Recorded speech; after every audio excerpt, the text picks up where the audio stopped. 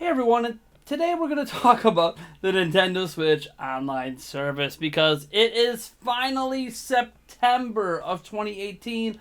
And for those who don't know, this is the month that the Nintendo Switch Online service is going to launch. And if you can't tell by the title of this video, I'm not exactly excited for this service to get here. In fact, I would argue the service isn't even worth $20 a month. In fact, Nintendo is butchering their first ever attempt at a Nintendo online subscription-based service. And I'm going to talk about some pros and some cons and what we know, which is actually surprisingly very little considering that we're within 2 to 3 weeks here of the service being here. But let's just go point by point down the list because what you see over here to my left is essentially everything that we know about the Nintendo Switch service. No, you don't need to go to their online website, read the FAQ, and get all these additional details that really mean nothing because everything just basically has an asterisk. You will find out more about this before the launch of the Nintendo Switch Online service. Maybe? Are we really going to? I assume so, but let's just go point by point. And the first one is the online multiplayer. This is why most of us, or a majority of us out there, are going to be getting the Nintendo Switch Online service. We want to continue to play Splatoon 2, ARMS, we want to play Smash, maybe Pokemon Let's Go, and all these other good Nintendo games that have online multiplayer, Mario Tennis Aces. We're going to continue to want to play these online. To do this, we have to buy this service. It's only $20 a year. A few bucks a month. Most of us can justify spending that to continue to play these games online, and it is going to be the primary reason we do so. The caveat here is that they're not giving us anything in return. They're not making the service better. Now, you could argue maybe we should have been paying this whole time, right? Because Xbox Live and PlayStation Network. And yes, Xbox Live and PlayStation Network also do something that I'm about to mention as well, but they don't do it for every game. And I'm talking about how Nintendo handles their online multiplayer. That is where a vast majority of their titles do it through peer-to-peer gaming.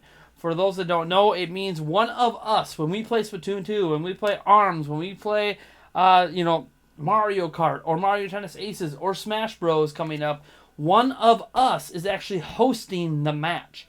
What that means is people are all connecting to my Switch through my internet at my house as the host point for everything that happens to them. So when someone disconnects, it's because they disconnected from me if I'm the one hosting. Or if I'm playing, someone else is hosting the game, then I am playing on their Switch. You're not really playing on their Switch, but you're connecting to their Switch as the general host for all of the server needs. And this is actually a very, very cost-effective way to handle online multiplayer. It's tried, it's true, it happens on PC, it happens on every system. The problem is that you're just paying to access your own internet and somebody else's internet. You're not paying for much from Nintendo here. $20 a year isn't getting us dedicated servers. What it's getting us is just exactly what we already have, which is peer-to-peer gaming. Now, if it's going to be different, if there's going to be dedicated servers, then yes, it's worth the $20 a year just for that. But it's not, at least as far as we're aware. Again, we know so little about this service when it comes out this month that it's really baffling. But I'm going on the presumption that peer-to-peer networking is going to continue to be the primary way Nintendo handles online because it works, it functions. Yes, dedicated servers, good dedicated servers create less disconnects. That's really what we want to see. If we're going to pay for online and online multiplayer is behind it, online multiplayer should be better than when it was free, right? But it doesn't look like that's going to be the case. So that's number one. I do not like having paid multiplayer behind a paywall when it's not actually going to improve it. At least Xbox and PlayStation can argue and tout some of their exclusive games do use dedicated servers. That is a continual service that does need support and people working on it. Ergo, they're going to need to pay people for that, so hence you pay for the service. Of course, they charge $60 a year versus $20 a year. Obviously, you have to charge probably a bit more for dedicated servers, but whatever, we're not getting that, so we're just paying, again, to access someone else's internet. Don't think it's a good reason to spend $20 a year. Next up, the 20 NES games with online service. This is probably the one aspect of this entire thing that will feel like a very subjective worth the money. We know about 10 of the NES games that we're getting on day one, even though 20 are coming and we're less than a month out. Makes no sense. These are NES games. I don't know what they're hiding by not showing all 20. I don't like what are they? These are games that have been out for 30 years or whatever at this point. I don't know why they're hiding. Maybe it's because all these games we bought before, whether it was the NES Classic or prior Virtual Consoles, or some of you have probably emulated them. I don't know that it's worth $20 a year just to access games that most of us already own in some capacity, or that how many of us actually care. Now, obviously, PlayStation Network and Xbox Live charge $60 a year, and they also give you games that are of more value. I guess you could argue they're more recent, released within the last few years, sometimes within the same year if it happens to be an indie title that's really, really popular. So yeah, it's really interesting to see that is the method they're choosing to go. And heck, is it going to have SNES games someday? Now, the reason we could talk about that is because Reggie Fils-Aimé said at E3, I don't know if he meant to say this, but he did say in an interview at E3 that their replacement for Virtual Console is the Nintendo Online service. That would indicate they're going to add SNES games and N64 and GameCube.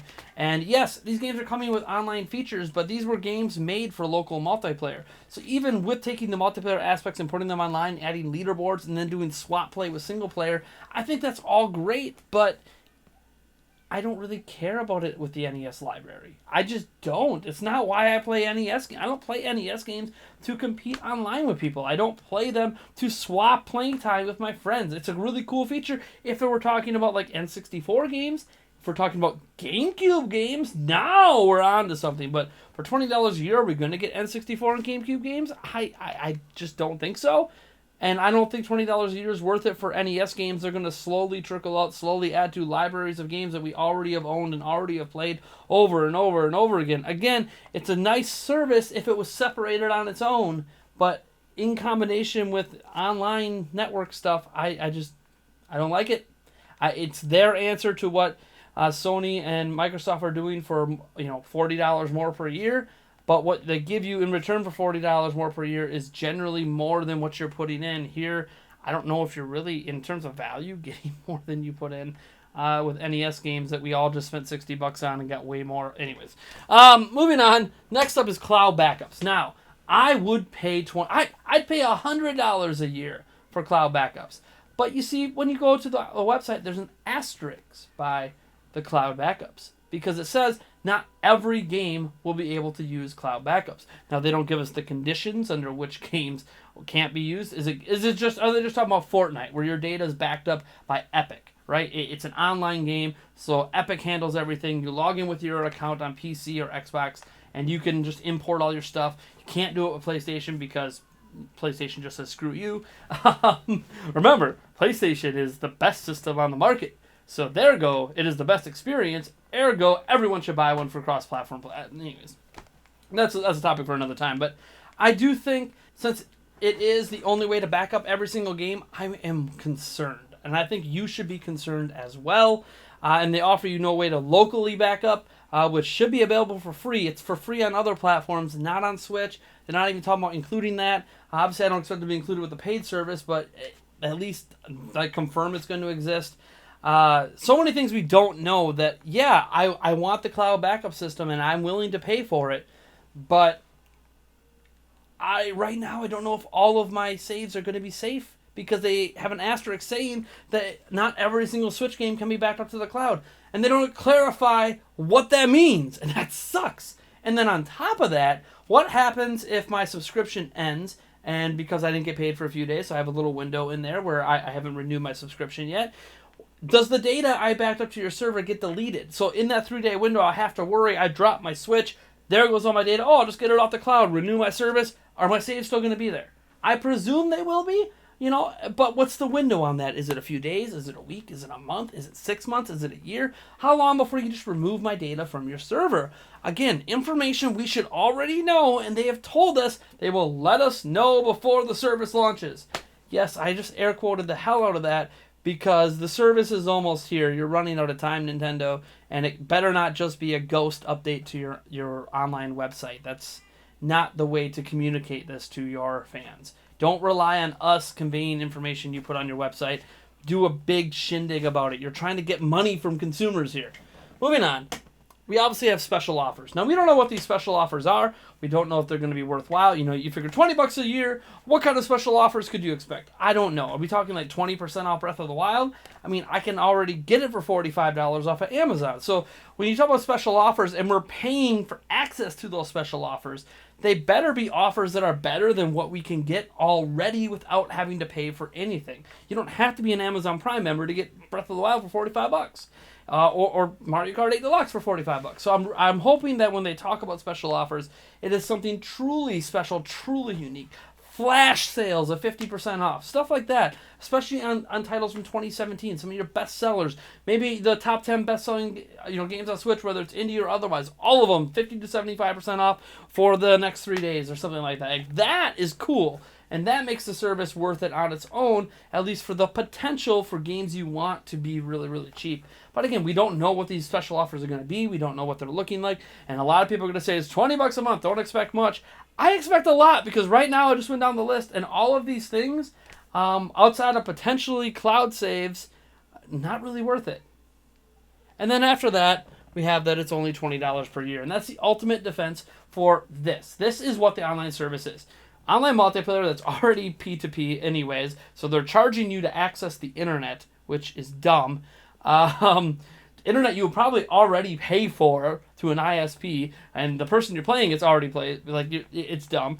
They're charging you for NES games and features for it that we never asked for and are nice to have, but we don't know anything else about it. We don't know what all the games are going to be. We don't know what games are being added. We don't know how frequently they're going to be added. When are SNES games coming? N64, GameCube, Wii? Are we going to get any of that stuff? When? If? When? Why? How? But? What? And heck, of the games we do know, we don't even know how the multiplayer works and how the single player works. And we don't know anything. So, again, it's not looking good. $20 a year is a nice defense. It's a way to defense force Nintendo. And I get it. I hear you.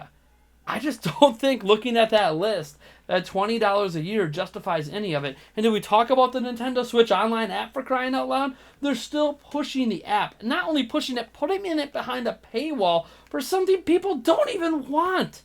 Yes, the Splatoon 2 companion app aspects are nice. I want more of that. But you know what games have been announced to support the companion app at launch? Diablo 3, whenever that comes out.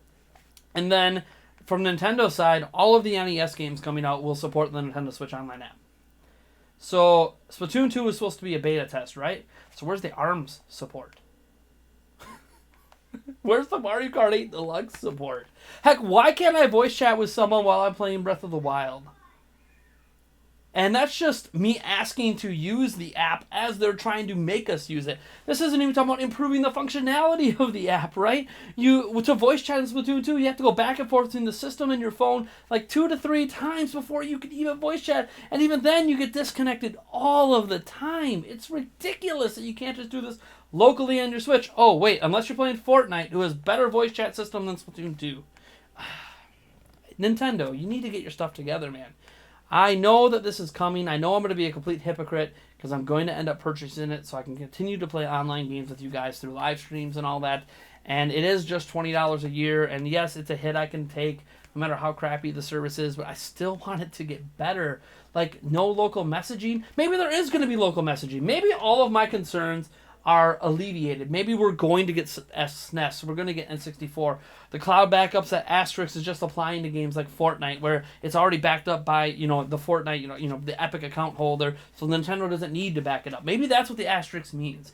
Maybe they are going to add local backups, early next year. They just wanted to focus on cloud, and then they'll add the local later. Like, maybe they're going to make this work. Maybe the deals are going to be amazing. Maybe they are going to do dedicated servers, finally, to get less disconnects in many of the online games.